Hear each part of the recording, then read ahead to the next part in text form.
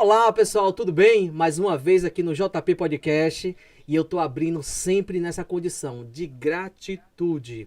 Gratitude por estar vivo, gratitude por acordar e estar aqui hoje, animado, com energia vital. Gratidão pela minha convidada que acordou, tenho certeza que ela se preparou o dia todo, no sentido de dizer assim, tem que cuidar dos filhos, eu tenho que cuidar da minha aparência, eu vou escolher tal roupa, vou pegar o carro, vou pegar um Uber para chegar até aquele local e tá aqui sentada na minha frente. Então, assim, gratidão, Mai, pela sua presença aqui hoje. É de coração mesmo. A gente tá feliz pela nossa existência. E a possibilidade de o JP, a gente abrir as nossas mentes, a nossa mentalidade para trazer algo bom para o outro e também trazer algo bom para a gente. Porque quando a gente ensina, a gente aprende muito. E quando a gente nos cura, a gente também está curando também outras pessoas. Então seja bem-vindo ao JP Podcast. Eu quero que você se apresente aqui para as pessoas que estão nos escutando agora, nesse momento, e falar um pouquinho quem é Mai. Quem é Mai? Eu não vou chegar lá no selfie, não, tá? Que a gente já teve uma conversa filosófica aqui antes. Vou falar dos papéis, né? Que eu estou agora nesse momento. Então, eu sou Maiara, né? Para uns Maiara Novaes, para outros Maiara Pereira, mas Maiara Zandomingo também. No Instagram. No Instagram estou como Maiara Zandomingo. E sou essa mulher, né? Aqui, uma mulher negra, né? Do interior. E hoje eu trabalho com saúde mental, na verdade, desde sempre, né? Eu sou, além de ser mãe, esposa, filha, eu também sou profissional de enfermagem, sou enfermeira. E trabalho com saúde mental há mais de 15 anos, em vários papéis, tanto na assistência, quanto na gestão, quanto na docência, né? E hoje a minha bandeira tem sido descomplicar a saúde mental. Fazer com que as pessoas entendam que a saúde mental, ela precisa ser cultivada todos os dias, que a gente precisa cuidar da nossa saúde mental e ajudar outros profissionais de saúde a atenderem nessa perspectiva, entendendo que a outra pessoa, que o outro é um ser humano complexo, integral e que o sofrimento ele vem justamente desse desequilíbrio, dessa inabilidade de lidar com suas emoções, com seus pensamentos, enfim, e que todo mundo pode se entender mais disso e que a gente pode ofertar um cuidado mais humano para as pessoas, né? Nós, enquanto profissionais, seja de saúde ou não, porque às vezes você não é um profissional de saúde, mas você é um profissional que atende pessoas, né? Um profissional autônomo de outra área. E como que eu lido com o ser humano, entendendo que ele é uma pessoa que tem essa dimensão mental e que a gente precisa olhar para ele com cuidado, né? Então, é mais ou menos essa minha bandeira hoje, descomplicar, falar de uma forma mais acessível para as pessoas. Tá? Mais para cá um pouquinho. Para cá? Para mim. Aqui? Isso. Pronto. Para que as pessoas entendam, né? Então, o objetivo é falar mesmo de educação, né? Educação para profissionais relacionadas à saúde mental mesmo. Beleza. Então vocês já viram aí, né, gente? Ela fala sobre saúde mental, que eu acho que hoje é um problema quase do século, né? De tantos problemas que a gente já vem passando e somatizando cada dia mais. Então, para essa situação, quando a gente fala sobre saúde mental, não tem nada melhor de que a gente buscar o autoconhecimento. Eu vou puxar aqui a sardinha para minha brasa, né? E dizer assim, porque quando a gente fala sobre autoconhecimento, é a pessoa se autoconhecer. Agora, se autoconhecer, hoje eu trago com a vírgula, porque não adianta você só se autoconhecer. E autoconhecimento, para algumas pessoas que buscam bastante, dizer assim, eu vou fazer isso, eu vou fazer aquilo, eu vou dar gratidão todo dia, eu vou fazer tal coisa. Não te leva ao autoconhecimento. O autoconhecimento não é isso. Autoconhecimento é você buscar cada dia mais estar se conhecendo através do estudo, através da educação, através de curso, de alguém que possa te ajudar com uma mentoria, para você chegar a processos mais profundos do seu subconsciente, porque tem situações, Mike, que a coisa é tão profunda, porque está tão impregnado lá na nossa vida, desde quando a gente é de uma vida intrauterina, até os dias atuais. E como é que eu faço para tirar isso? Não é só uma vontade de querer melhorar, de ser uma pessoa boa, de vencer meus medos, a dependência emocional, com medo de perder, com medo de evoluir, medo da opinião alheia. A gente não muda de um dia para outro. Isso é um processo. Mas quando a gente está com alguém, eu faço analogia hoje porque eu também sou enfermeiro obstetra. eu já perguntando para uma mãe, no momento de um parto, eu perguntei assim para ela em relação ao processo, ela disse, não, Jotânio, se tiver alguém ali que pegue na nossa mão, que esteja do nosso lado, o processo fica até mais leve. Né? Então, assim, quando você quer vencer esse processo de se autoconhecer melhor, a gente vai conseguir, com certeza, tirar as bengalas. Quais são essas bengalas? Muitas vezes é drogas, é medicações pesadas, é medicação para te deixar sonolento, é medicação para impedir algo que a sociedade não gosta, que você não quer. Então, assim, repense e vê quais são as bengalas que você precisa retirar. Ou uma frase que Mai trouxe mais cedo, as armaduras, né? Diz assim, o que é que eu preciso ir desconstruindo para construir? O que é que você traz pra gente nessa visão de saúde mental para as pessoas que estão nos escutando hoje? Eu acho que você falou é perfeito, né? Porque o autoconhecimento hoje é uma das principais ferramentas para a gente cuidar da nossa saúde mental. Esse nível de adoecimento que a gente está tendo hoje no Brasil e no mundo inteiro, né? Hoje a depressão, por exemplo, é a doença mais incapacitante do mundo, né? A gente tem perdido, inclusive, recursos financeiros por conta do adoecimento psíquico, ansiedade, depressão. Justamente porque a gente vive num modo de vida altamente acelerado. A gente criou esse sistema, né, que a gente vive hoje, esse modo de viver. E, ao mesmo tempo, a gente não se desenvolveu tanto nessa parte, né? Do autoconhecimento, da gestão das nossas emoções, da gestão dos nossos pensamentos. E aí o Jotânio, ele trabalha, né, com a abordagem dele, que eu acho super válido, eu acho que tem tudo a ver, né? Eu estar aqui hoje conversando com ele sobre isso. E a gente tem várias outras pessoas e várias outras abordagens também, né? Que trazem, aos poucos, vão trazendo para você a possibilidade de você ir se conhecendo e de você ir desfazendo essas couraças, né? Essas couraças que vão te enclausurando dentro de si mesmo, vão enclausurando a sua mente e faz com que você pense que você não é quem você realmente é, né? Faz com que você viva apenas um script e isso é altamente adoecedor. Então, assim, resumindo de forma muito simplista, né? Porque as questões de saúde mental, elas são multifatoriais, né? O adoecimento psíquico, a gente tem as questões genéticas, biológicas, ambientais, sociais, familiares, né? Que a gente estava aqui também falando sobre a questão dos sistemas, né? Familiares e como isso influencia.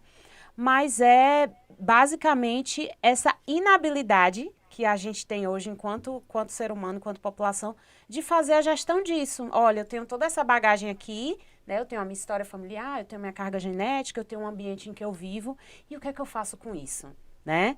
O que é que eu faço com isso? E às vezes a falta de habilidade faz com que a gente adoeça, né? Então, não é simplesmente uma questão biológica, de, eu tô com um sofrimento mental, vou aqui medicar, como você bem falou, vou aqui tamponar, porque o que é que o medicamento ele faz? E outras substâncias também, né? Um curativo, igual uma lesão, e você bota um curativo por cima. Isso, e aí você tampona aquele sofrimento ali, você tampona o sofrimento, você não passa pela crise, porque quando a gente tá vivendo a nossa vida bonitinha, aquele script, e aí vem alguma coisa, passa aquela rasteira, né, na gente, que falando cientificamente, são os fatores precipitantes que precipitam, né, o aparecimento do transtorno mental. E a gente se desestabiliza, e aí para cada pessoa pode ser uma coisa, pode ser um problema financeiro, mas pode ser um problema de relacionamento amoroso, pode ser um problema familiar, pode ser uma doença física. Acontece algo, e aí a gente já tem, muitas vezes, os fatores predisponentes, ou seja, que estão ali guardadinhos, no nosso período intrauterino, da nossa primeira infância, na nossa carga genética, a gente já tem aqueles fatores ali. Acontece alguma coisa que precipita o surgimento de transtornos mentais. E aí, o que acontece, Jotânio? Algumas pessoas, elas vão manifestar esses sintomas de formas diversas, né? E algumas desses sintomas que aparecem incomodam bastante. Não só a própria pessoa, mas as outras pessoas ao redor. A família, né? Fica estruturada. Isso, a família, as pessoas, os colegas, os amigos, enfim. E o que é que acontece? Quando a gente vê alguém em crise, né? E aí eu tô falando aqui da crise mesmo de saúde mental, da crise psíquica, a gente não quer olhar. A gente se assusta. Quer negar o tempo inteiro. Quer negar. Sobretudo, eu tenho uma teoria, não é bem uma teoria minha, mas tipo, porque também nos lembra que isso existe dentro da gente, então assusta também. Uau. E a gente, a Eu primeira... digo bem assim, ó, Fale. que fichas caem. Que fichas, as fichas caíram agora. É. E o que é que acontece, Jutânia? A gente quer tamponar o sofrimento do outro. É Só que a porque... crise tem uma beleza. O processo de crise é igual o processo da borboleta, né? Da lagarta que vira borboleta. Então, ela passa ali vários dias naquele casulo e ela sai uma borboleta, fazendo uma analogia bem simples aqui. Então, o processo de crise, ele é uma oportunidade de crescimento. Inclusive, a origem da palavra crise tem a ver com isso também, né? Então, a gente tampona o sofrimento por meio de não fale, não faça, tome o remédio, faça isso, faça aquilo. A pessoa não consegue vivenciar o seu processo de crise com o suporte que ela precisa, muitas vezes de um especialista, né, em saúde mental. E ela não sai daquele ponto. Maravilha. Quando você ficou falando aí, veio uma imagem na minha cabeça e que fala o seguinte: eu conheço uma pessoa que ela tem ansiedade, com certeza já caminhou para depressão, mas ela nunca falou pro pai, ela nunca falou pra mãe. Faz terapia, toma remédio, mas não fala. Não fala porque já teve uma fulaninha também que já passou mal, também que é da família, e prefere esconder. Aí diz assim, não, fulaninho já teve um problema e eu não posso levar mais isso. Mas será que é necessário a pessoa esconder tanto, né? Um problema que poderia talvez a família estar ajudando? Ou de repente, ou isso pode ser uma dependência emocional que a pessoa já vem de algum tempo, que a pessoa prefere dizer assim, não, eu prefiro fazer porque senão vai ter cobrança, preocupações. E é como você trouxe aí agora, a pessoa não quer compartilhar, a família não quer compartilhar para os outros, até para ficar clamufado aquela situação. Que tá tudo bem, que tá tudo saudável, mas debaixo desse tapete tem lixo. E lixo precisa ser tirado, precisa ser limpo. E as pessoas tem hora que não tem coragem. Diz assim, a vulnerabilidade talvez seja realmente o grande poder. Então eu digo o seguinte, se tem sombras, a gente precisa ir até o final.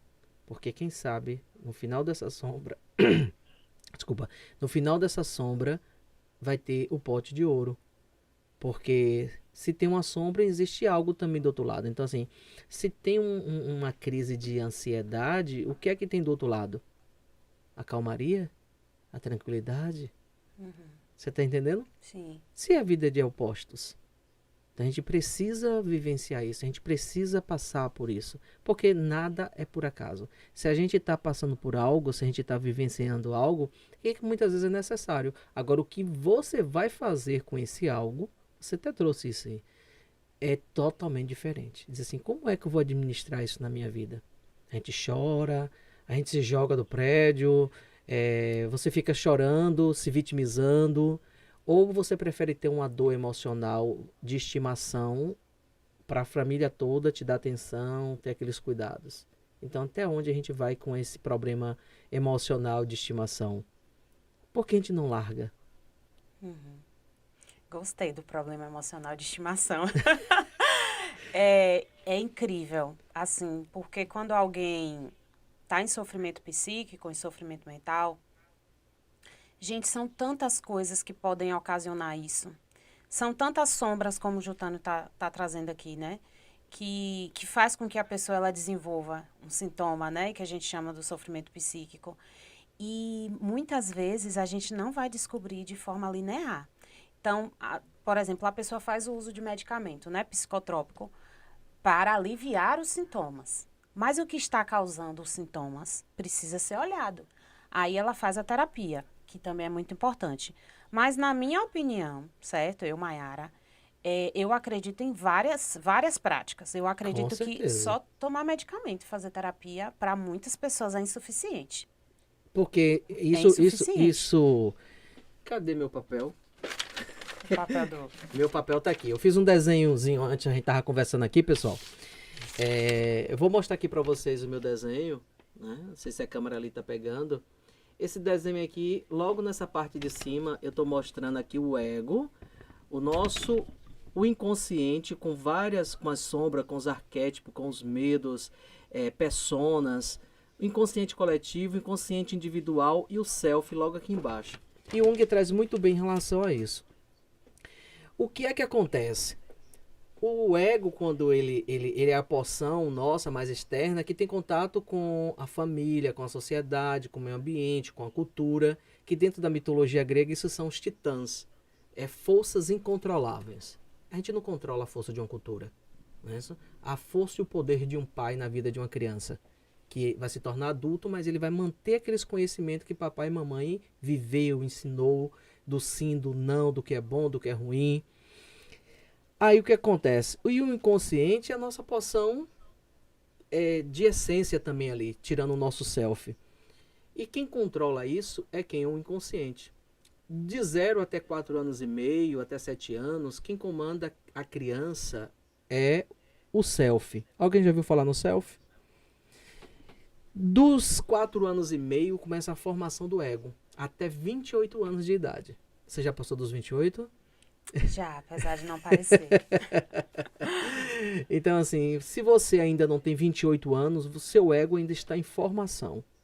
Então, gente, isso se reflete, Mai, para muitas situações que a gente vê hoje. A liberação para fazer uma cirurgia para a criança, mudança de sexo, tantas outras coisas. Que será que realmente essa criança quer isso? Será que ela não está seguindo uma moda? Será que ela não está sendo influenciada pelo um pai, pela uma mãe, pela televisão, pela uma novela? Ah, mas ela não pode, ela já tem trejeito ou sei lá o quê. Deixa ela viver isso. Lá na frente ela tem condição de dizer assim, eu continuo ou eu não continuo.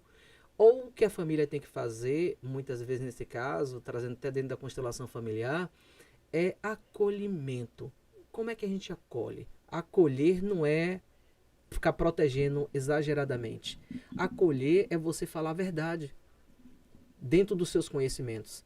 Olha, meu amor, a vida é assim, assim, assim.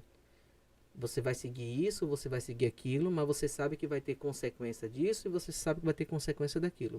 O que é que você vai escolher?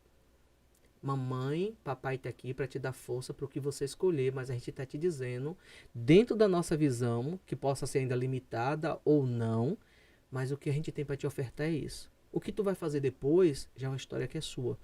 E a gente deixar as pessoas viverem o que elas precisam viver. Porque muita gente, se está passando por certas situações, é porque tem algo. Aí onde eu vou para uma outra situação, tem gente que quer dizer que Deus é doido. Como é isso? Tem gente que acha que Deus é maluco. Aí vocês dizem assim, uau, Jutânio, o que é isso? Mas então assim, a gente tem uma visão de Deus e que certas coisas estão acontecendo, mas a gente é contra certas coisas que estão acontecendo. Tem algo que a gente pode fazer mudança e tem algo que a gente vê que a gente não tem controle. Então, se tá vindo algo para mim, pego, tento botar debaixo do braço, isso aqui levar para casa, para terapia, para o psicólogo, para o médico. Pega que é teu, né? Como se diz. Pega que é teu. E aceita que dói menos. Mas a gente faz o quê? Não quero, não posso, tenho nojo, não é para mim, não é agora, por que isso está acontecendo comigo? E não precisa ser dessa maneira. Hoje já tem estudos que falam até para a pessoa que tem câncer, se ela focar e a família em coisas boas, em alegria, assistir filme, viajar, porque você tira o foco da doença. Quem fala muito bem sobre isso é Krodek. Ele fala assim, não foque na doença. Ah, seu Joãozinho que está com problema gastrohepato. Não. É o ser humano, a gente tem que focar no ser humano, a gente não precisa focar na doença, porque o que a gente foca expande. Sim. Né? Então, assim, ao invés de eu focar no problema, eu foco na solução. Então, a gente vê que dentro já tem pesquisa e estudo que as pessoas que focam, tiram o foco do câncer, ele tem a tendência de se curar. Agora, se eu foco por que eu estou passando por isso, por que isso, que não sei o quê, por que não analisa as suas dores? Por que não analisa o lixo que ficou debaixo do tapete a vida inteira? Por que não analisa os sapos, as rãs que você engoliu, o peso que você tem nas costas de uma família ou algo que é da própria pessoa? Se liberte, tire os pesos, porque se a gente não fazer isso, a tendência é ser seu cliente. E para a questão da saúde mental. E a saúde mental, como a gente estava falando mais cedo, nada vai existir se a gente não co-criar. Ou seja, até a morte, muitas vezes a gente cria, porque a pessoa pensa, quando eu morrer, como é que vai ser? Aí você já vai pensando na morte. Vou morrer do coração, de câncer, de um acidente, né? Vou morrer de velhice. Então você já vai pensando naquilo. Então se você pensa, você tem possibilidade de criar. Então, aí você vai dizer assim, Jutânia, você está sendo cruel, porque eu estou com tal diagnóstico, eu não criei isso. Mas será que você não pensou? Ou você não vibrou em tal situações através do vitimismo, através da não aceitação, para aquilo poder estar acontecendo com você? Ou você está com sua dor emocional de estimação? Sim, apesar de eu trabalhar formalmente também com a ciência em si, né? Então, eu ensino para os meus alunos essa parte da psicopatologia, ensino quais são os sinais e sintomas, quais os motivos de aparecer. Eu tenho uma visão hoje, como profissional de saúde mental, muito ampla, Jutânio. Então, por exemplo, até pegando o exemplo da pessoa que você falou antes. Então, muitas vezes, só o que ela está fazendo ali para se cuidar não é o suficiente. Ela tem questões sistêmicas. Tem. Ela tem questões sistêmicas, por exemplo, da família, que ela precisa vir. Às vezes ela nem. Não, às vezes não, com certeza ela não tem consciência nenhuma. Então, para a gente cuidar da nossa saúde mental, a gente precisa estudar, foi o que você falou. Isso. A gente precisa estudar, a gente precisa adquirir conhecimento mesmo, gente. O autoconhecimento, de você se conhecer por meio de várias práticas, em um exercício contínuo. Todos os dias da sua vida você precisa se relacionar com você. A jornada. A nossa jornada. E o conhecimento também externo, conhecimento científico. Então, eu não sabia que existia o reiki, eu não sabia que existiam terapias energéticas, eu não sabia que existia, né, o conhecimento sistêmico, constelações familiares. Todas essas coisas que eu fui aprendendo, isso foi me dando ferramentas ao longo da minha vida. A palavra é essa. Para eu ir lidando com as minhas questões, né, que eu sou um ser humano, apesar de ser professora, trabalhar com isso, eu mostro muito isso. Olha, eu sou um ser humano igual a vocês. Eu também adoeço, eu também tenho ansiedade, né? Eu também, só que eu escolho, dentro das minhas ferramentas que eu adquiri, lidar com as minhas questões desta forma. Então, a gente tem vivido também um sistema de saúde que reforça o sofrimento de estimação, como você falou. A doença, uma mídia, né? O tempo todo, se você pegar, fala muito de ansiedade e depressão. Nessa perspectiva, é uma doença incapacitante. Causa uma incapacitação? Causa. Mas até que ponto a gente também não está reforçando que aquilo ali é uma... Como é que se diz? Tá jogando a pá de cal. A pessoa tem depressão, tem ansiedade e parece que a pessoa só é isso e que ela nunca vai poder sair desse lugar, sabe? Então, a minha questão muito está relacionada a gente ter autonomia com o nosso processo de adoecimento psíquico, né? Autonomia com relação ao nosso processo de adoecimento psíquico, entender que ninguém além da gente pode conduzir esse processo de autocuidado, de autoajuda. A gente vai ter sim os recursos, vai ter sim as pessoas para ajudar a gente nesse caminho. Mas são essas pessoas que muitas vezes vão servir como mentores, como mestres, pessoas para dizer, olha, eu já passei por isso aqui. Ou então, olha, eu já estudei isso, eu já trilhei isso. Vem comigo, eu te mostro. E aí você vai, aprende, e daqui a pouco você olha e vê, poxa, aqui já não dá mais, não é mais suficiente. Eu preciso de mais algo. Né? E você continua. E a vida, você não pode viver a sua vida o tempo todo no automático, só para cumprir os scripts e não ter um pedaço da sua vida para fazer isso. Ou seja, investir em você, né? Investir no seu autoconhecimento, no seu autocuidado, na construção do seu conhecimento para você ter essas habilidades. E, de certa forma, quando você se desenvolve nesse sentido, você, até no conceito das constelações, né, que a gente compartilha também, quando alguém se cura, todo o sistema se cura. Perfeito. Né? Todo o sistema se cura. A sua cura é a minha cura. E aí, por quê? Porque nós somos unidade, mas a gente faz parte de uma mesma matriz divina. Então, se ao mesmo tempo que a gente é individualidade, a gente faz parte do todo. Então, assim, você está num processo aqui que é o processo de evoluir. Eu estou também no processo de evoluir. Agora, para isso, eu preciso me permitir. Eu não posso vir para aqui, Mai, botar a mão na boca, no ouvido e nos olhos e dizer assim, e também botar uma roupa para nem sentir. Não quero que ninguém me toque, eu não quero escutar, eu não quero falar, eu não quero ver. E tem que ser dessa maneira. Reflita, gente. É tão simples a gente se perguntar por que aquilo está acontecendo e não analisar só um lado. A vida é feita de opostos.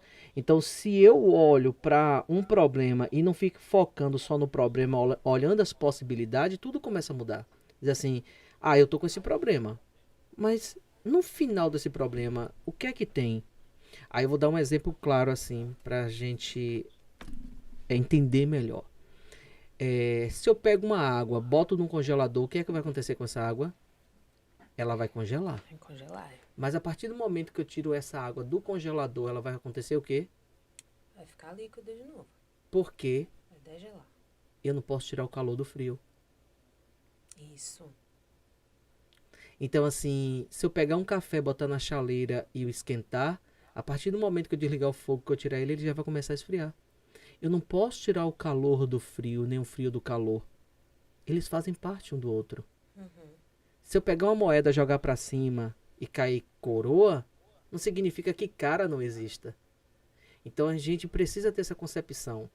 Esse autoconhecimento que eu sempre trago e falo para vocês é a pessoa também saber que se tem o bem, pode ter o mal. Mas é como dizer assim, se tem luz, tem escuridão. Mas até dentro de uma física, se a gente for analisar, se eu chegar aqui e apagar essas luzes, vai vir a escuridão. Mas a escuridão é a ausência de luz. É como muitas pessoas também fazem essa analogia até com Deus na nossa vida. Então, assim, é eu que estou vivendo um mal pré-determinado ou eu estou fazendo práticas que eu estou trazendo tais situações para a minha vida? O que é que eu estou escutando de jornal, de novela? Quais são os filmes e os livros que eu tenho lido? Quais são os cursos e as mentorias que eu tenho feito? Com quem eu tenho convivido? Eu tenho convivido com pessoas que falam só de doenças? Hoje mesmo eu estava vindo para cá e encontrei um cliente que foi da Clínica da Dor. E aí eu falei com ele e ele falou assim, e aí, tudo bem, como é que tá? Eu senti ele meio... Aí diz assim, e aí, melhorou? Nada, tô aqui com a coluna muito doendo, que não sei o quê. Aí eu disse, tá certo. Eu digo, deixa eu te perguntar uma coisa. Qual a tua relação com tua mãe? Aí ele ficou assim, uma relação boa.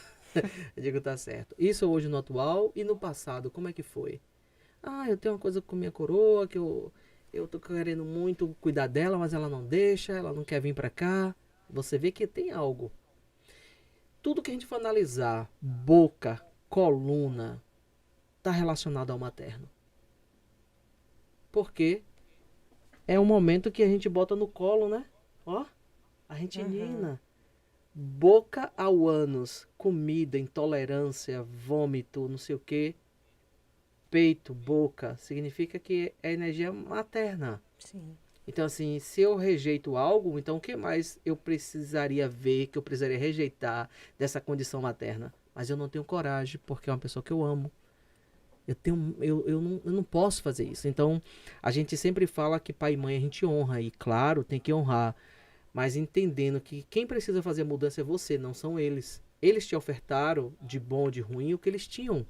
Então, hoje, a pessoa adquire conhecimento, o autoconhecimento, e fala assim, eu amo vocês do jeito que vocês são.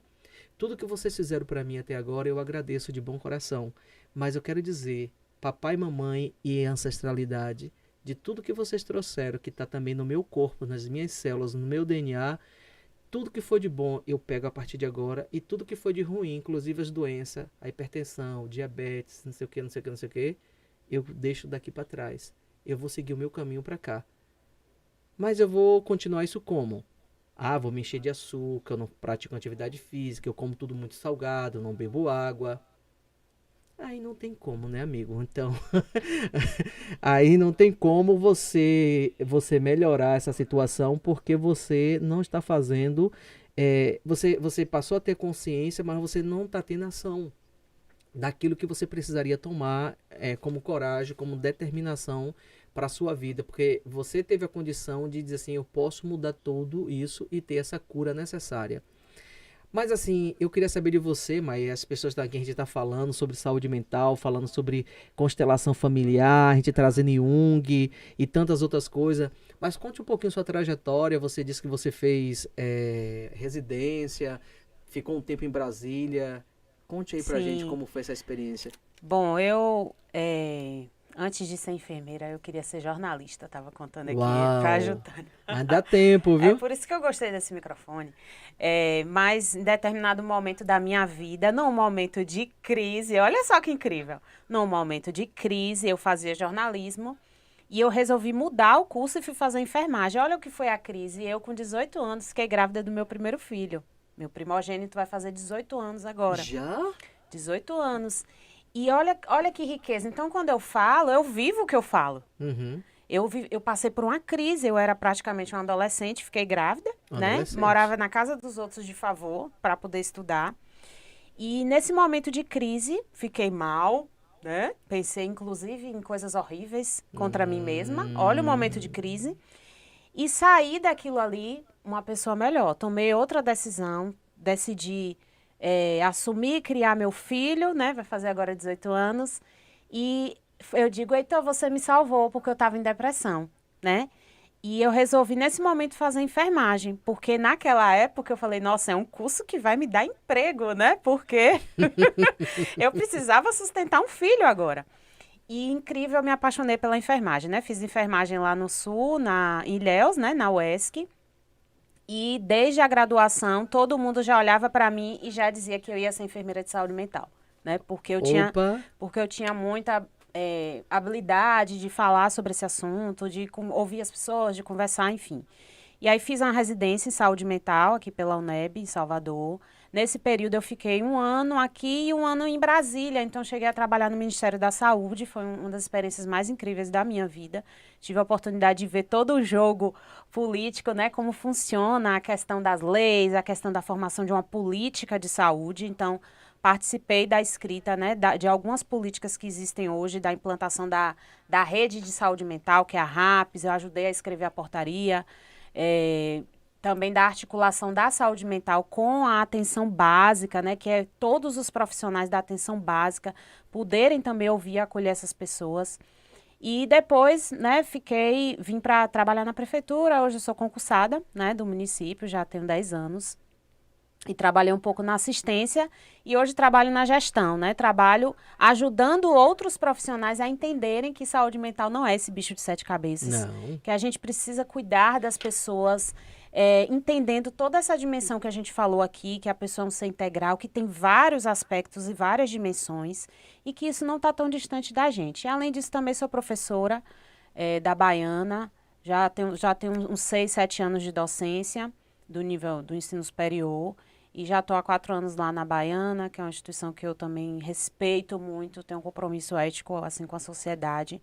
E trabalho ensinando saúde mental para profissionais de enfermagem, também na extensão, né, levando as minhas alunas até o serviço para poder conhecer pessoas e ver que pessoas que têm transtornos graves, né, que são as ditas loucas na sociedade, são pessoas como a gente. Com né? certeza. Pessoas como a gente que tem sua trajetória de vida e que por algum motivo chegaram a desenvolver sinais e sintomas mais graves, mas nada que a gente, por exemplo, não possa ter. Com certeza. Né? Qualquer um de nós. Perfeito, história muito bonita e esse trabalho ainda pode ficar mais lindo ainda, né? Cada dia mais, porque tem certas coisas que quanto mais a gente muda na gente, a gente tem a possibilidade também de ofertar para o outro, né? Sim. Como uma frase que eu falei mais cedo, que quando a nossa mente muda, o nosso cérebro se expande, ele também jamais volta ao normal, né? É igual trazer uma desnaturação de proteína. Não é que o cérebro vai se desnaturar, mas é uma analogia. Isso é muito bom. Então, isso só vai acontecer através do autoconhecimento, através de cada dia você, como você disse, uma vivência que é experienciar.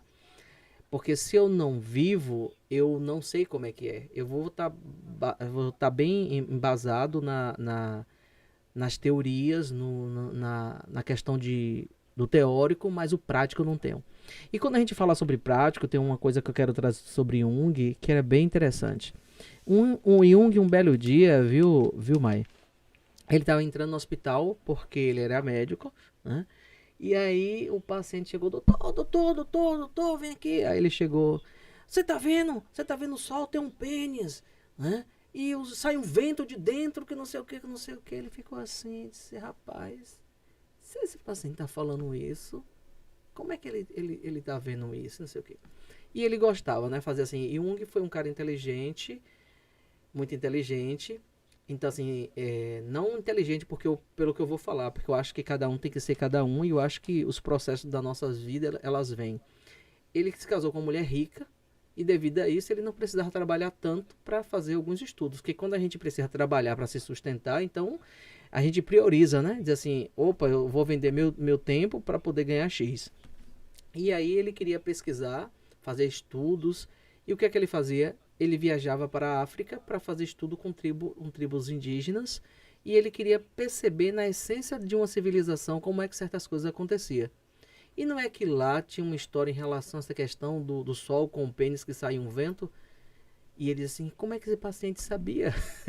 Né? Então ele foi pesquisar a fundo, né, sobre isso, e ele fazia esse trabalho de diretamente em tribos indígenas para descobrir como é que certas coisas aconteciam na sociedade atual. Ele teria que ir na base. E como a base ainda existia, né, ele ia lá e estudava. Vamos supor, e devido a isso ele percebia que toda tribo ela tinha os índios. Esse índio, ele tem o cacique, né? É aquela pessoa como fosse administrador da tribo. E tem também o xamã, né? Que hoje, para as nossas tribos brasileiras, eu até estava conversando com o índio esse final de semana, e eu conversando sobre isso, até para poder entender, ele fala que é o pajé, né? E só que o xamã, ele nunca foi igual o administrador da tribo. Ele é um cara diferente, que você não sabe se ele está muito mais pro masculino ou pro feminino, se veste diferente, e ele não mora junto com todo mundo naquela oca, naquela mesma da tribo, né? Todo mundo junto, ele mora numa casinha separado, se veste da forma que ele quer, e ele é o cara da espiritualidade. Então, assim, e tem uma coisa interessante, tudo que ele fala, aquela sociedade segue ele. Então, ele é o ser de mais autoridade moral que ele tem perante a tribo, é o xamã. E quando alguém tem algum problema, aquela mulher que não engravidou, aquela família que está tendo um sonho, que a família está vindo toda noite, só se resolve com o xamã, né? E o que é que o xamã faz? De repente, ele chega, chama toda a tribo, e Jung participando, viu? E fala assim, sua mãe e seu pai tá vindo lhe visitar à noite? Tá. Aí ele vai dizer, beleza. Então é por isso que você não está engravidando. Então a gente vai fazer uma coisa, vai chegar aqui, aí ele olha lá para a montanha, com seu cajado na mão, e ele diz assim, a partir de hoje eu vou construir um muro aqui na frente, invisível, né? E eles não vão poder passar mais, e você vai facilitar a questão da sua gravidez, e você vai poder ser mãe. E aí as coisas acontecem que para aquelas pessoas, ele é o cara que tem o poder da autoridade moral. E aí, trazendo para a nossa sociedade, a gente analisa quais são os seres que têm autoridade moral perante a gente. Então, assim, a gente tem vários, né? Que a gente pode trazer também como arquétipos, mas a gente tem vários seres que têm essa autoridade moral, e que o que fala pra gente é lei, né? É o certo, a gente não questiona. E tem muitos desses que têm a primeira letra P, né? Se a gente for analisar aí, fale alguém da família com a letra P. Alguém da família com a letra P? Assim, referente a arquétipos, à sociedade. Pai. Pai, é. Ia falar uma pessoa da minha família. Não. Mas o pai, Pai. sim. Pastor. Pastor é mesmo. Padre. Padre. Papa. Verdade, o Papa. Presidente. Prefeito. Prefeito. Eu vou ficar a tarde inteira aqui. Você tá vendo? Todos esses têm verdade, autoridade moral perante a gente. O que fala é lei. Interessante. As pessoas São pegam como figuras verdade. análogas, né, ao pai. Exato. O profissional de saúde também. Profissional de saúde, profissional Também, de medicina. Né? Muito isso. A gente tem muito isso. E assim, é muita responsabilidade você ser profissional de saúde, sabe? Com relação à saúde mental, a gente tem que ter muita... Professor, no caso. A gente tem que ter muita delicadeza para lidar com o adoecimento psíquico, sabe? Enquanto profissional de saúde. Porque tem uma dimensão que é nossa, né? De como a gente se sente diante de uma pessoa em sofrimento mental, sim. E quanto menos você estar seguro de quem você é, que a gente estava conversando antes, né? Quanto menos você está seguro de quem você é, de a pessoa criticar você e você, beleza, tô ouvindo, mas você sabe quem você é. Isso. E muitas vezes o profissional de saúde, ele não tem esse processo de autoconhecimento. Ele não tem, ele foi lá para a faculdade, ele estudou, ele fez o que ele achou que ele tinha que fazer, porque foi orientado assim o E vai pra script. guerra. E ele vai. Só que quando ele chega lá, gente, quando a gente senta na frente de um paciente para atender, é sério, né? É assim como eu também, como sou professora, quando eu tô diante de um aluno, e esses dias eu falei com eles lá na minha sala que tá terminando esse semestre, gente, eu trato vocês como se vocês fossem uma plantinha que tá brotando. Porque eu tenho que ter muito respeito e amor por vocês. Então, quando um paciente, ele senta na nossa frente, é como se a vida dele estivesse na nossa mão. Às vezes, teoricamente, né? Quando a gente está falando de situações de emergência ali, clínica e salvar a vida. Mas também simbolicamente. A pessoa, ela confia que o profissional de saúde, ele vai fazer o melhor. Uhum. Então, assim, a gente tem que ter essa consciência. Então, a gente não pode, de forma alguma, ser leviano, inclusive com a gente. Porque se a gente negligencia o nosso autocuidado, a gente pode matar alguém Com certeza. num serviço de saúde. Pode cometer uma negligência, porque a gente não tá com íntegro, porque a gente não está descansado, porque a gente não está cuidando da nossa saúde e a gente, né, pode se passar, pode se distrair. E também com relação às questões de saúde mental. Quanto menos conhecimento a gente tem, autoconhecimento, mas também o conhecimento externo, no que permite a gente também agir com as ferramentas que a gente tem dentro, né, no nosso mundo, de acordo com esses scripts, quanto menos conhecimento a gente tem, mais passível a gente está, né, de cometer deslizes e de impactar a vida do outro ser humano, né, nas nossas relações. Então, eu estou falando aqui como profissional de saúde, mas isso também em casa, né? Quantos casamentos não acabam porque a gente não tem conhecimento? Conhecimento mesmo, você tem que estudar, né? Eu tenho 13 anos de casada. E aí tem gente que fala, nossa, que bonito, vocês já passaram por tanta coisa. Eu falei, gente, eu estou aqui por mérito, porque eu estudei e me dediquei para que esse casamento ficasse assim, né? Meu marido se dedicou, eu me dediquei. Então, com os filhos, né? Então, eu acredito que a gente precisa sempre estar buscando, sabe, Jutânia? Eu gosto muito quando você fala dessa questão do desenvolvimento pessoal, da mentalidade, do autoconhecimento, porque é para tudo, desde o seu corpo físico, como você se alimenta, você precisa estudar. Uhum.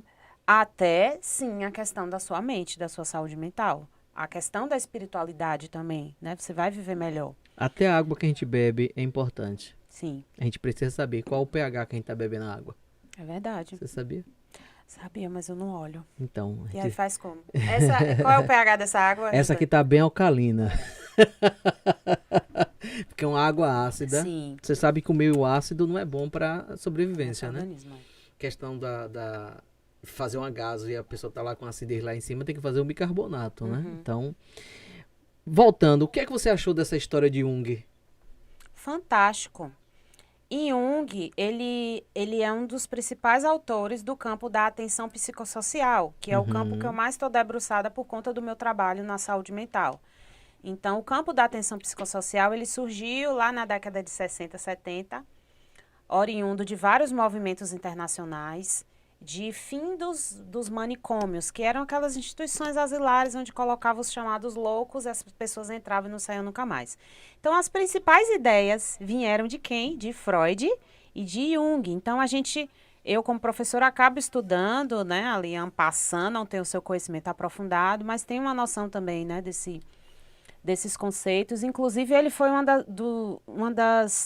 dos mentores da Anísia da Silveira. Não sei se vocês já ouviram falar da Anísia da Silveira, que foi uma médica psiquiatra, e ela revolucionou a história do cuidado em saúde mental no Brasil, aplicando técnicas artísticas dentro de um hospital psiquiátrico no Rio, e depois disso surgiu a profissão terapia ocupacional.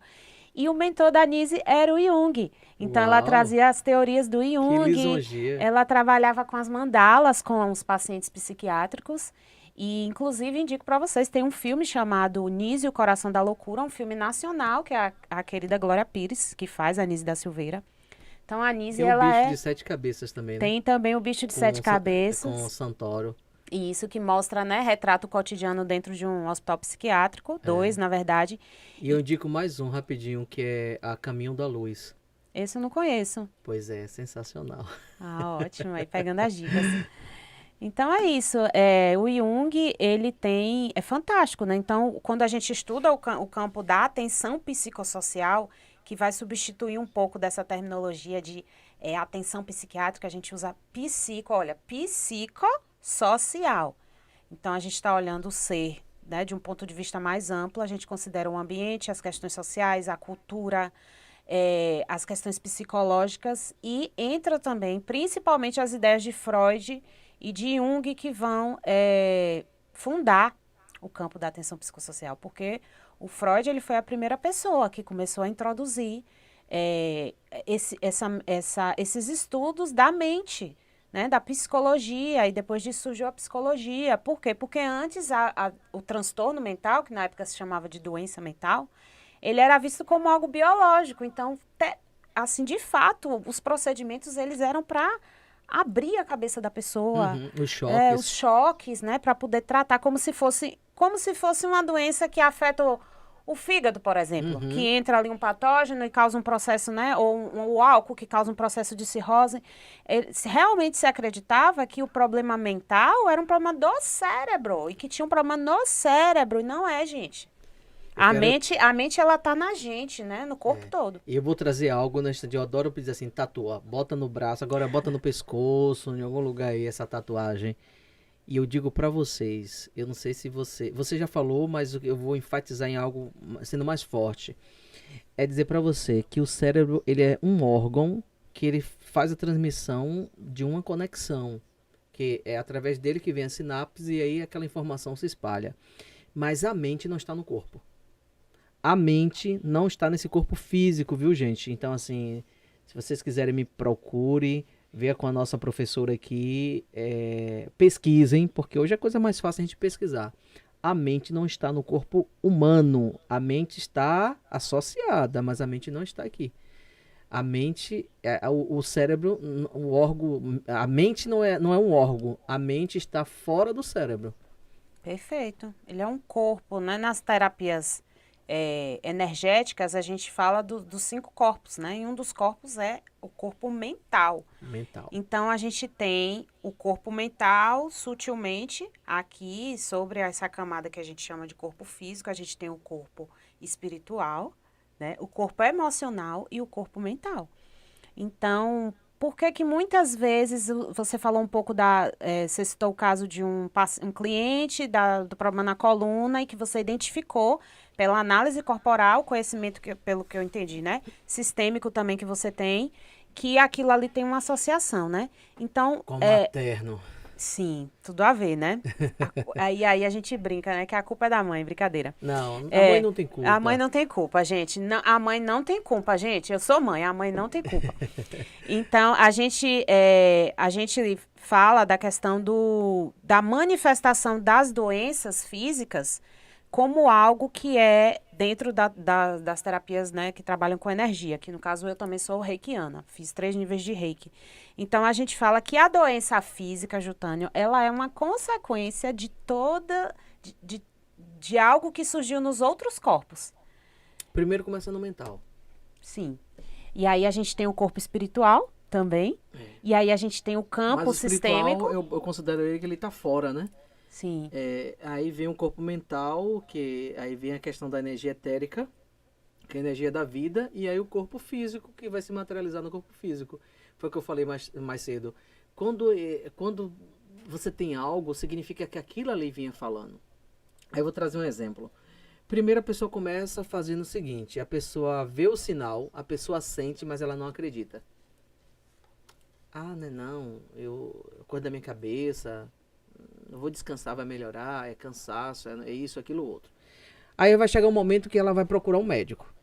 Aí o médico vai, doutor, eu tô sentindo isso, eu tô sentindo aquilo, o médico vai dizer assim, tá bom, vamos pedir os exames, dona Mai. Aí vai e pede os exames. Aí chega os exames, não vai ser detectado, porque ainda não está em nível celular, né? E aí vai chegar um momento que vai chegar em nível celular, porque aquilo já existe, ela sente, só que ainda não está sendo detectado. Aí ele vai dizer assim, eu acho que a senhora tem que descansar, tem que tirar férias, escutar uma música, assistir um filme legal.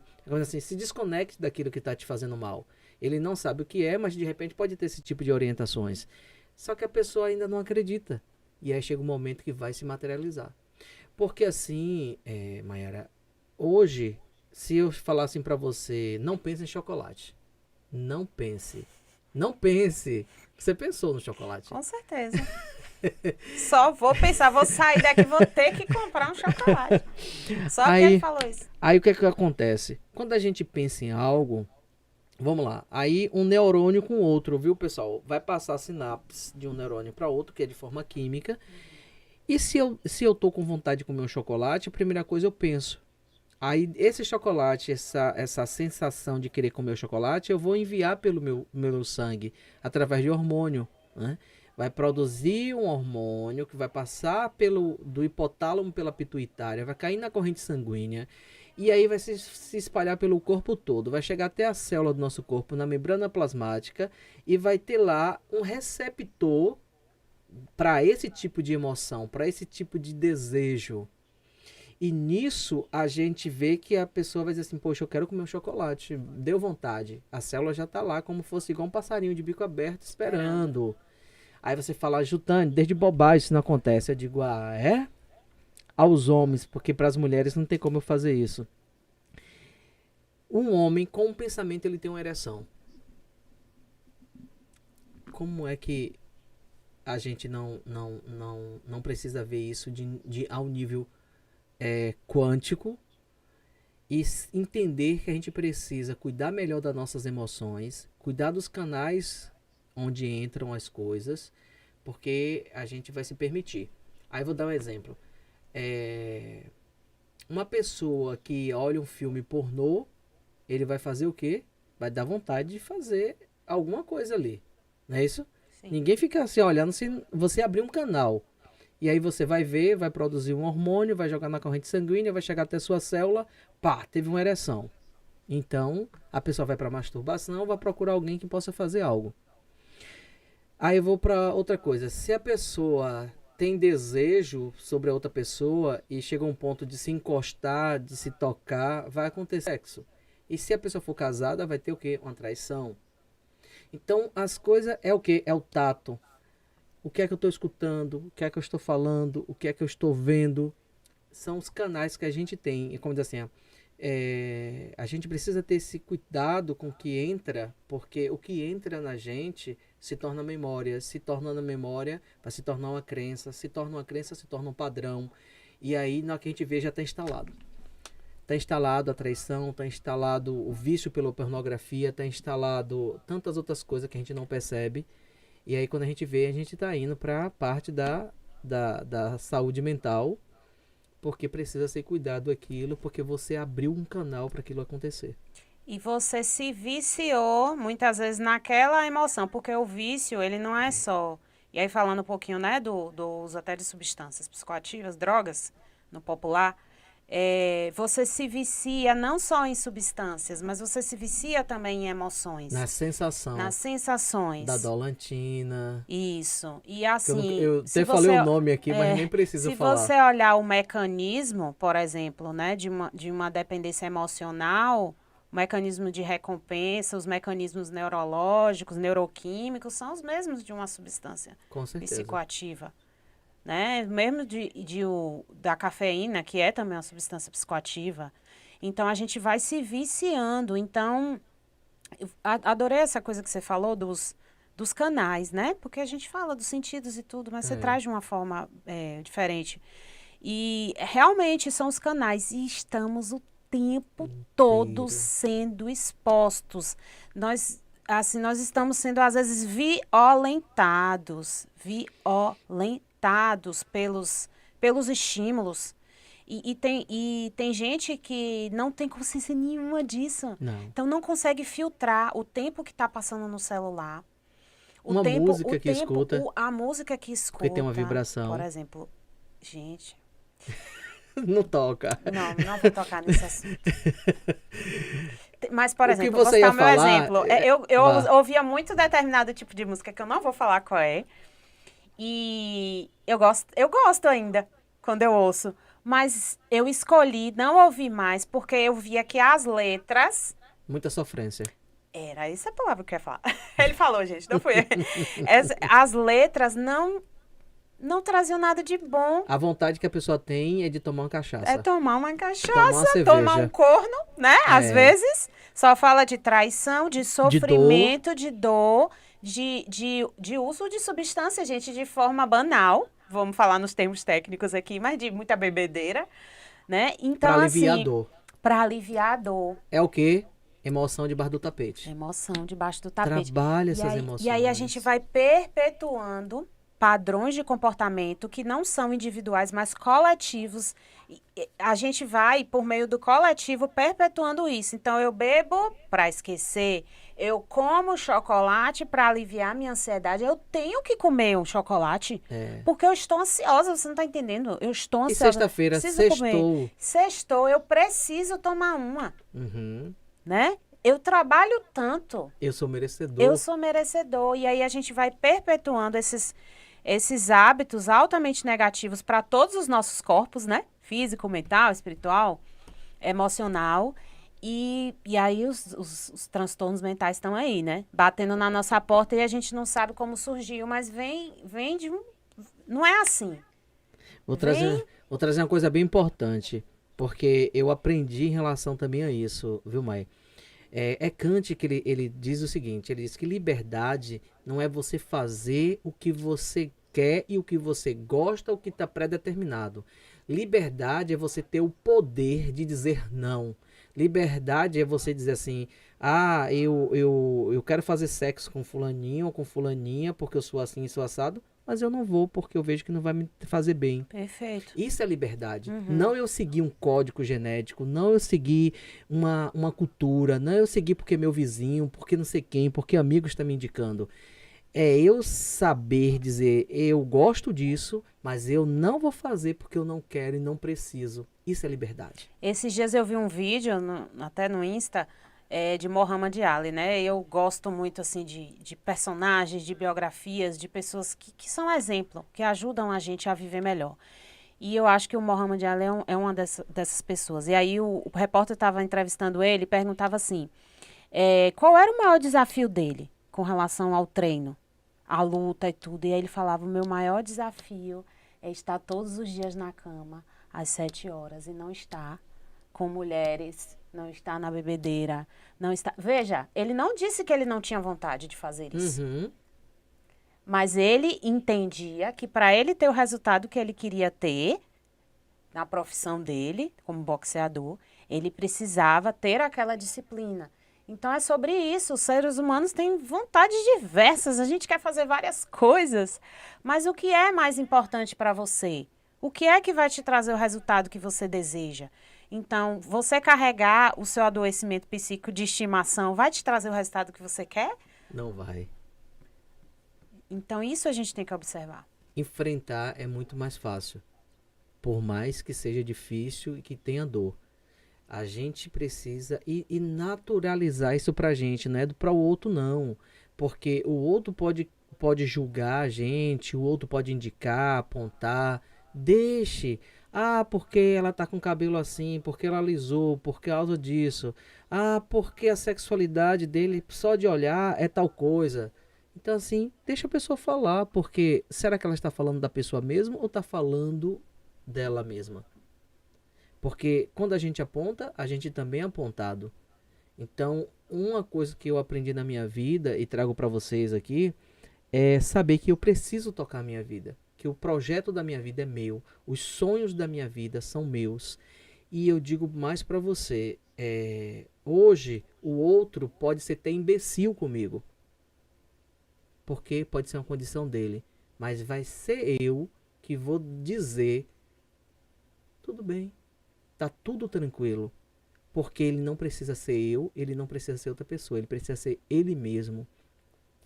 E eu vou dizer se eu vou deixar no mosaico ou eu boto na caixa da lixeira.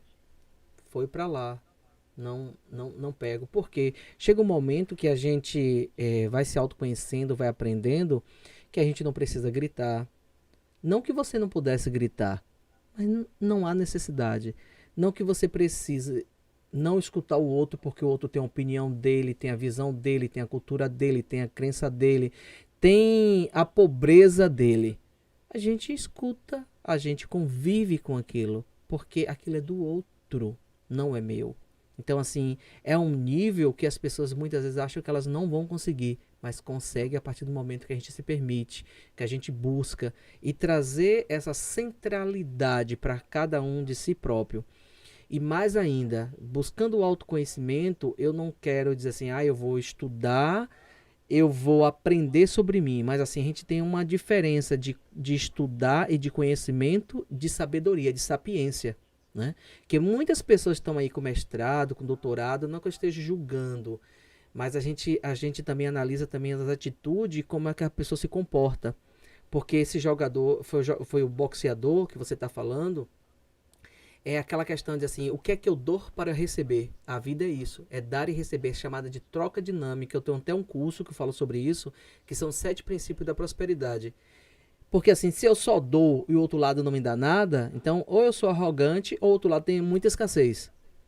Porque a vida é dar e receber. Sim. Você está aqui conversando, eu estou conversando, eu estou dando, você está me dando e a gente está trocando, passando aqui para vocês nesse momento. Então assim, eu preciso ver isso e dizer assim, eu agora estou mais tranquilo, eu agora sei que conhecimento, muitas vezes eu tenho que entender que não tem nada a ver com sabedoria. Né? E muitas vezes a gente vai chegando a uma sabedoria quando a gente vai ficando mais velho. É por isso que até nos filmes que mostra aquele senhor com aquele bastãozinho, com aquela roupa mais simples, ele já está idoso, porque mostra, é um símbolo, é um arquétipo de sabedoria que a gente tem. Mas não que a gente também não vá conseguindo no decorrer dessa jornada. E a sapiência, ela vem com essa vivência. Essa fé que a gente tem em Deus, que a gente precisa ter, não está no outro, não está aqui fora, está aqui dentro. Eu preciso sentir Deus. A gente diz que Deus é amor, mas no primeiro chute na canela, quando alguém dá na gente, a gente quer derrubar a pessoa. Né? Então, assim, será que é necessário eu derrubar o outro? Ou, de repente, eu preciso só entender que aquele outro é igual aquela criancinha que a gente chega de 3, 4 anos, a gente fala assim, meu amor, Papai Noel não existe, quem vai dar seu presente é papai e mamãe. Não é verdade, você é feio, você não sei o quê. Aí você vai olhar, vai dizer assim, você vai ficar puto com aquela criança de 4 anos? Ou você vai olhar, vai dizer assim, meu amor, você vai ter umas sombrazinhas aí pra você resolver, você tem uns arquétipozinhos pra você resolver, que pena, mas ele vai se lascar, né? Eu me imaginei falando assim com os meus filhos. Que pena. Meu amor, tem umas sombrazinhas aí pra você resolver, uns arquétipozinhos. E no final você vai se lascar, né? Porque a vida, ela vai te cobrar e ela é justa. Então, você vai ter que se enquadrar direitinho em algumas coisas aí pra você ficar respirando melhor nessa roupinha apertada, nesse traje apertado, né? Mas se a gente não entende isso, a coisa fica pesada, fica sufocante, você não consegue deslanchar na vida, porque você tá igual um peixe querendo viver fora da água. E aí eu vou trazer uma coisa quando eu falo da vivência de Deus. E que muitas vezes, quando a gente fala em Deus, a gente fala numa divindade, numa criação. Né? Eu não trago um Deus que muitas vezes é criado pelas religiões, tantas outras coisas. Eu vou fazer uma analogia que eu acho assim, super interessante. A gente vê que quando a gente vive o processo, a gente vive o autoconhecimento e as coisas que Dona Hecta, dentro da mitologia grega, vai apertando para que vai se constelando na nossa vida, é como Deus estivesse falando assim, meu amor, para aquela criancinha de 4 anos, que somos nós, diz assim, eu estou te trazendo essas situações para você estar aprendendo, para você estar evoluindo, mas eu não quero estragar você. Eu não estou aqui para passar a mão na sua cabecinha, porque eu sei onde você vai chegar, eu sei quem você é, eu sei que você precisa passar. É como a água estivesse falando para o peixe, continua em mim. Se você continuar em mim, você vai viver. Se você estiver fora de mim, você vai sofrer, você vai passar dificuldades e muitas vezes vai morrer aí fora no seco. Então continue em mim. continue no processo, continue buscando, continue se permitindo. Não tenha preconceitos sobre religião, sobre pessoas, sobre assuntos, sobre conhecimentos. Vivencie, aproveite essa vida que você está tendo aqui nesse planeta Terra, que ele está em alta velocidade no universo, junto com todos os outros planetas. Então se permita e venha para mim depois, mais forte, com mais aprendizados e aproveitando a jornada. E eu digo mais, deixo agora as recomendações com você. Dizer que o nosso podcast foi assim maravilhoso. Eu espero que tenha te tocado em algum momento e que você saia daqui com uma nova concepção desse pouquinho, desse bate-papo, dessa conversa. E terminar aqui, a gente vai conversar mais também, viu, pessoal? E dizer assim, gratidão pela sua presença, pela essa pessoa que você é. Gosto muito também do seu posicionamento no Instagram, que eu não te conhecia de lá, mas estou vendo você aqui agora, eu fico feliz. E mais ainda, do início da live que eu estava falando, que estava aberta, fico assim felicíssimo, digo para você, de saber que tem enfermeiros, né, trabalhando para ter uma vida melhor, para ajudar mais os outros, não ficar naquela vida que eu também não estou julgando nem apontando, mas eu fico mais feliz que não achar que tem só assistência de um hospital, de um posto de saúde ou de um hospital particular ou público para trabalhar. Você tem outras maneiras de ajudar as pessoas, tem outras maneiras de ganhar dinheiro. E se permita, meus queridos, se permita, porque eu conheço como é que funciona a situação. E eu fico muito triste de saber que tem pessoas que ficam na correria de um plantão para o outro, longe dos seus filhos e sofrendo e lutando para chegar a uma aposentadoria. Então, assim, você pode ter, mas para a gente ter essa possibilidade, a gente tem que se permitir. E muitas vezes a gente não se permite. Então, gratidão pela sua presença e fico feliz pelo seu trabalho. Gratidão a vocês por terem me recebido aqui, estou muito feliz. Concordo plenamente com a sua fala. Gente, todo mundo tem escolha, né? A gente sempre tem escolha e a gente sempre pode melhorar. É isso que eu falo. Então é isso, agradecer. As considerações são minhas suas. Considerações, posso eu quero que falar dê um pouquinho? seu meio de contato, eu quero que deixo. fale mais sobre você. Eu quero que você, no final, deixe uma mensagem para as pessoas. Você é enfermeira de saúde mental, você trabalha com isso, você tem experiência. Fale como alguém estivesse olhando para você, um cliente agora na sua frente. As considerações finais é para você. Olhe para aquela câmera ali e fique à vontade. É isso, então eu tô hoje Puxa fazendo... só mais o microfone aqui. Aqui, assim. né? Isso. Pronto. Pra cá. Pra cá? Lado. Isso. Pronto. Hoje, como o Jutânio falou, a gente tem muito potencial, os profissionais da enfermagem, a gente tem muito conhecimento sobre saúde pública, sobre vidas humanas. A enfermagem é a profissão do cuidado. Então, hoje eu tenho oferecido os meus serviços também nessa área da internet, porque o mundo muda e a gente expande. E assim como eu cheguei até aqui, eu preciso continuar avançando. Então, hoje o meu trabalho é ofertado também como forma de consultoria, breve cursos também, onde você vai poder entender mais sobre saúde mental e sobre como você cuida de pessoas em sofrimento, seja ele leve, moderado ou grave, sofrimento mental. E como você também nesse processo aprende a desenvolver estratégias para cuidar de você mesmo, né? Você mesma. Então, a gente tô aí disponível, né, para fazer parcerias também com o Jutânio, com outras pessoas. Começando agora, tem pouco tempo, mas já com muito resultado. E com a longa trajetória de saúde mental, na docência, na assistência, na gestão. E todas essas ferramentas me fizeram chegar até aqui viva, apesar de todas as crises. Então, acho que a gente tem muito para trocar. Com certeza. E qual seria a mensagem, olhando nos olhos das pessoas? Eu quero dizer para você hoje que você tem escolha.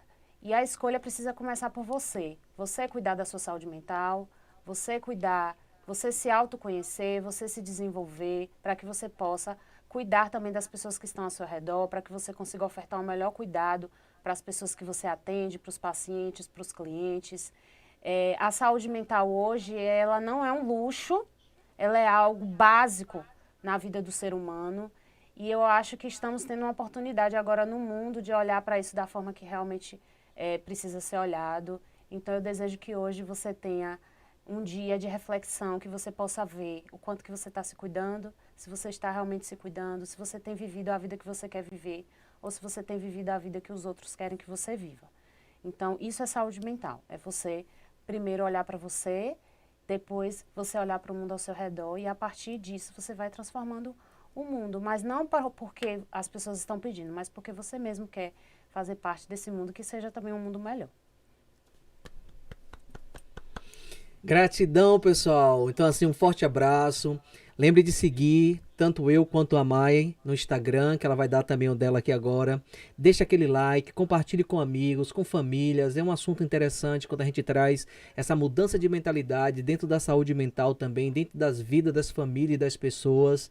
Então compartilhe. Eu acho que, como eu falei, a vida é dar e receber. Então, assim, a gente está doando isso aqui para você. Vai estar no meu canal lá no YouTube. Então se inscreva e compartilhe. O que é que você vai dar em troca? É aquele linkzinho que você vai mandar para um amigo, para alguém da família. E aí você vai também ser muito mais abençoado.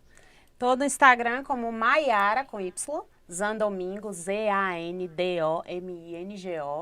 No link da minha bio você encontra uma playlist no Spotify, músicas para desestressar. Encontra Uau. também o meu contato de WhatsApp, se você quiser solicitar a consultoria também. E tem também lá publicações também que eu já fiz relacionadas à saúde mental, meu currículo, enfim. Vai lá no meu Instagram, no link da bio. Aproveite, pessoal.